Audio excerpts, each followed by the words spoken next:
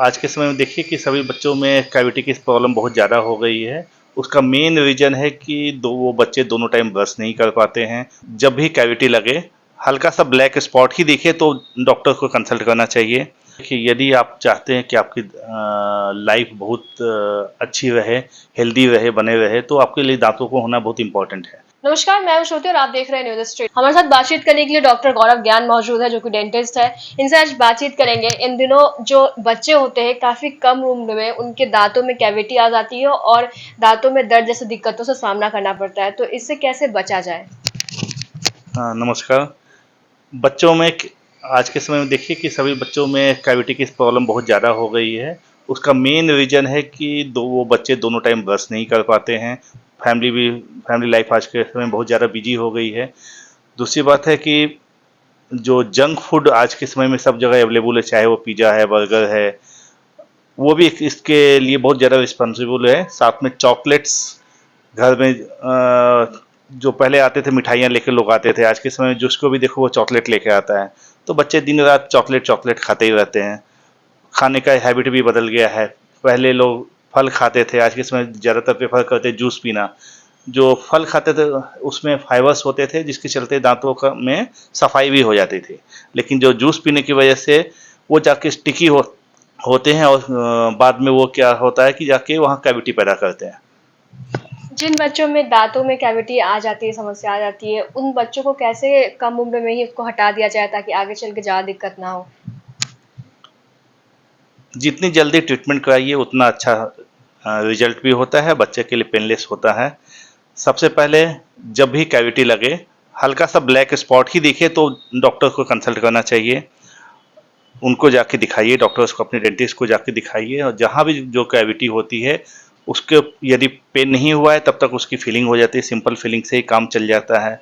वही थोड़ा सा लेट कीजिएगा, वो जाके दांतों के बीच में नसें होती हैं, नसों तक पहुंच जाता है, तो फिर जाके फिर उसका फिर रूट कैनाल ट्रीटमेंट बच्चों में पल्पेक्टोमी बोलते हैं। पल्प होता है दांत के अंदर में, तो उसको नसों को हटाया जाता है, उसे पल्पेक्टोमी बोलते हैं। वो करके दांतों को बचाया जाता है। इसलिए अच्छा है कि जब स्टार्टिंग ही हो तभी जाके उसका इलाज करवा लेना चाहिए, कि वो समस्या आगे ना बढ़े। आजकल दांतों में पीलापन आम समस्या बन गई है, जिसके कारण अच्छी खासी पर्सनालिटी के बाद भी लोग अंडर कॉन्फिडेंट फील करते हैं। तो ये दांतों में पीलापन क्यों आ जाता है? तमाम टूथपेस्ट यूज करने के बाद भी वो पीलापन जाता नहीं है। तो क्या इसके पीछे कारण है और कैसे इससे बचाव किया जा सके? क्योंकि पीलापन अंडर कॉन्फिडेंस का एक बहुत बड़ा कारण है। पीलापन जो है उसका जो मेन सबसे बड़ा रीजन है वो दांतों में गंदगी है। गंदगी है। लोगों की, जो बताया मैंने पहले भी बताया, कि लाइफ बहुत बिजी हो गई, लोग अपने आप पे ध्यान नहीं दे पा रहे हैं। वो दोनों टाइम ब्रश नहीं कर पा रहे हैं। कुछ भी खा मेन क्या है कि जब भी खाइए आप उससे अच्छे से साफ कर लीजिए, कुल्ला कर लीजिए। कुल्ला करने की एक हैबिट जो है वो हमेशा सबको 50 बीमारी से बचा के रखता है। दांतों की बीमारी की वजह से बहुत सारे प्रॉब्लम्स हो जाते हैं, तो अच्छा है कि दांतों में गंदगी जमने मत दीजिए। पीलापन यदि नहीं हो तो उसके लिए है कि दोनों टाइम ब्रश कीजिए। कुछ भी खाने के बाद कुल्ला कर लीजिए। कुल्ला करना बहुत बहुत इंपॉर्टेंट है। जैसे दोनों टाइम ब्रश करना इंपॉर्टेंट है, उसे कुल्ला करना भी उससे ज़्यादा इंपॉर्टेंट है। दांतों में इसका पीलापन आ गया, उसका ऐसी कोई इलाज या फिर ऐसे कोई तरीका जिससे वो पीलापन फिर हट सके कंप्लीटली? चूंकि नॉर्मल ब्रश करने से या फिर टूथपेस्ट बदलने से वो पीलापन जाता नहीं है, तो कोई ऐसे इलाज जो आप लोग करते हो उस पीलापन को हटाने के लिए? देखिए, दांतों में यदि पीलापन आ चुका है, मतलब आ ही चुका है, तो उसमें क्या है कि दोनों टाइम ब्रश करने के बाद भी नहीं जा रहा है, तो आपको बीच बीच में रेगुलर जाके चेकअप कराना चाहिए। दांतों में यदि गंदगी जम चुकी है तो वो आपसे नहीं हटेगी। उसके लिए आपको एक्सपर्ट की एडवाइस लेनी पड़ेगी, एक्सपर्ट का ट्रीटमेंट लेना पड़ेगा।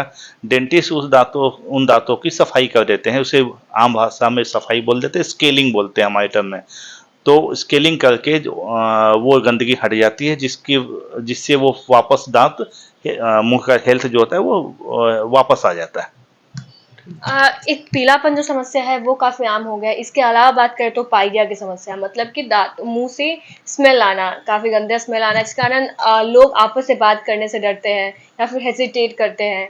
तो ये जो पाइलिया की समस्या है, ये क्या जेनेटिक होती है और ये कैसे आ जाती है? अगर आ जाती है, इनहेरिट भी है, तो अगर आ गई तो फिर उससे निजात कैसे पाया जाए? क्योंकि पाइलिया की समस्या से लोग काफी ज्यादा परेशान होते हैं, तमाम फ्रेश माउथ फ्रेशनर चीजें लेते हैं, लेकिन वो लॉन्ग लास्टिंग नहीं होती है। आम भाषा में मसूड़े की जो बीमारी होती है उसे लोग पाइलिया की वजह से पाइलिया की समस्या बोलते हैं उसको। उसका क्या है कि वो भी फिर से वो गंदगी से रिलेटेड ही होती है। गंदगी जमते जाती है हमारे दांत में, दांत का मसूड़ा जो होता है वो खराब होते जाता है। साथ में दांतों में को जो पकड़ने का जो बोन होता है, हड्डी होती है, वो भी धीरे धीरे गलते जाती है। वो गंदगी जितनी समस्या ज़्यादा होते जाएगी, दांत धीरे धीरे ढीले होते जाएंगे, दांतों में कैविटी भी लगेगी और वो दांत ढीले भी होते जाएंगे। तो इम्पॉर्टेंट है कि दांतों के बीच बीच में रेगुलर सफाई कराते रहिए। जो डॉक्टर बताते हैं, कुछ माउथ वॉश होते हैं जो डॉक्टर से प्रिस्क्राइब करके माउथ वॉश होता है, कुछ होता है मसूड़े मालिश करने की दवाइयाँ होती है, वो इस्तेमाल कीजिए जिससे मसूड़े में वापस से मजबूती आती है। कुछ मेडिकेटेड टूथपेस्ट भी होते हैं जिसको भी इस्तेमाल करने से फ़ायदा होता है, लेकिन वो तब इस्तेमाल होना चाहिए जब आपके दांतों की गंदगी साथ में हट जाए।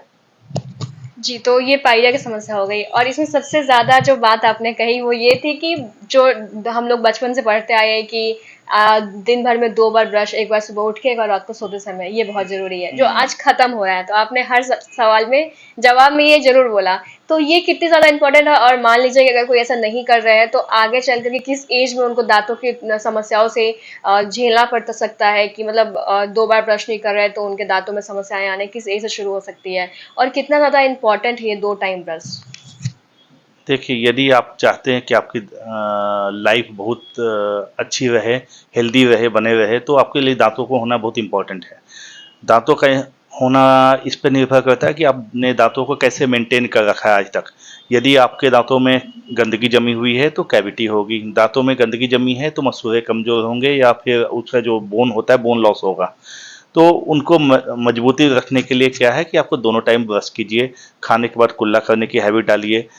दूसरी बात है कि जो चिपचिपे पदार्थ हैं, जो फूड हैं, जैसे स्टिकी फूड्स होते हैं, दूध का आइटम है, दूध लोग आज के समय में देखिए कि चाय लोग बहुत ज़्यादा जो टी होती है जो लोग ज़्यादा पीते हैं, 3 से 4 बार पी रहे हैं, 5 बार पी रहे हैं, कॉफ़ी पी रहे हैं, लेकिन उसके बाद लोग कुल्ला नहीं करते हैं। कुछ भी लिए, स्टिकी फूड लीजिए, चाय है या फिर नॉनवेज खाते हैं, नॉनवेज खाने के बाद वो भी यदि आप ब्रश नहीं कीजिए, साफ नहीं सफाई नहीं कीजिए तो फिर दांतों में वो जाकर चिपक जाता है और जाके बाद में वो कैविटी बहुत तेज़ी से फैलता है।